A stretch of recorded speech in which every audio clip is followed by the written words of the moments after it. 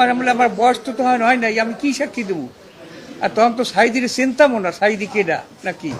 এই তখন জাহাঙ্গীর আলম প্রধান বিচারপতি কয়, হেও কইছে, কয় তোমরা সাক্ষী দেবা, যা বিচার করবো আমি।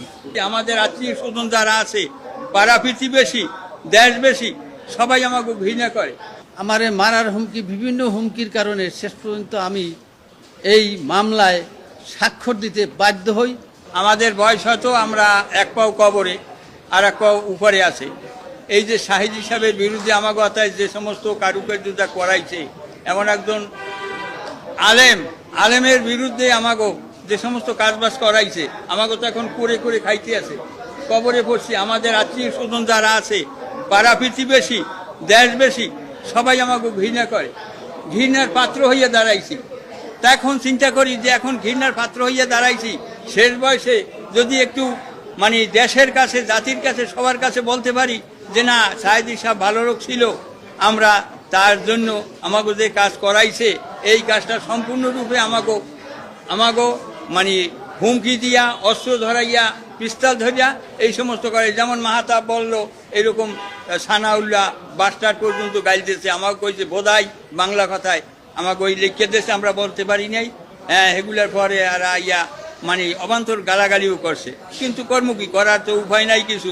যখন আইনেই ফালাইছে, আমাকে অনেক দিন পর্যন্ত রাখছে, রাখিয়া টেকে এইভাবে পড়াইতেছে, তারপরও আমরা ঘুরাই দিই, তারপরও দেখি যে জীবনের কোনো আমাকে নিরাপত্তা নাই। এই বিদায় করতে আমরা বাধ্য হয়েছি।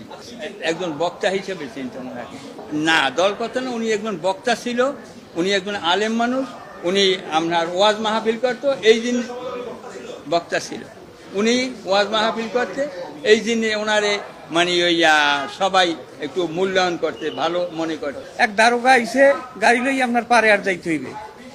আমি পারে আর গেছি, কি ব্যাপারে সাক্ষী দিতে হইবে। আমার বয়স তো তখন হয় নাই, আমি কি সাক্ষী দেবো? আর তখন তো সাইদির চিন্তামো না, সাইদি কেডা নাকি। শুনছি একজন ভালো বক্তা, ভালো আলেম, আমার বাপের কাছে শুনছি না, সাক্ষী দিতে হবে। তখন পাহাড়ে ওই পুলিশের অফিসার সানাউল্লাহ, এডিশনাল আইজি, তখন সে বলে সাক্ষী দিতে হবে, বয়স কি না ওটা আমরা বুঝবো ট্রাইব্যুনালে, তোমার সাক্ষী দিলাম। সে অনেক ধরনের গালাগালি আমাকে গালাগালি করছে অনেক সময়।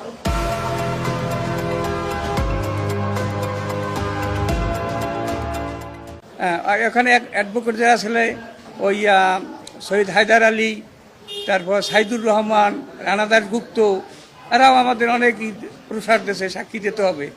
বিচারের রায় তো আমরা করামো। এবং একদিন আমাদের ওই ট্রাইব্যুনাল রয়ে গেছে, বিচারকের কক্ষে ঘুরেই দেখাইছে এইসব, এই বিচারক, এই তখন জাহাঙ্গীর আলম প্রধান বিচারপতি কয়, হেও কইছে, কয় তোমরা সাক্ষী দেবা, যা বিচার করবো আমি। একটা মামলা করতে হবে দেলোয়ার হোসেন সাঈদীর বিরুদ্ধে, মানবতার বিরুদ্ধে। আমাকে সেখানে সই দিতে বলে। আমি যখন সই দিতে না চাওয়ায় তারা আমাকে সবাই মিলে এমনভাবে হুমকি শুরু করছে, তখন আমি বুঝছি যে আমি এখান থেকে রেহাই পাবো না, বা আমার ক্ষতি হবে, আমাকে মেরে ফেলবে, আমার পরিবারবর্গ মেরে ফেলবে।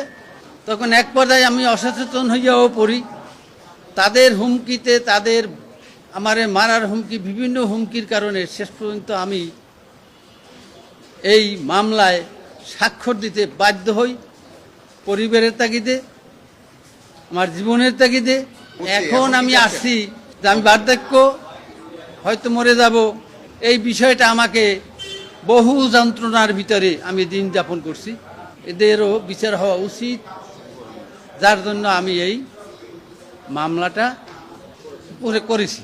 তখনও তো পরিস্থিতি, এখনটা পরিবেশ মনে করছি যে না, এখন এইটা সুযোগ, সময় আসছে, জানানো প্রয়োজন, এখন জানানো যায় না। আমি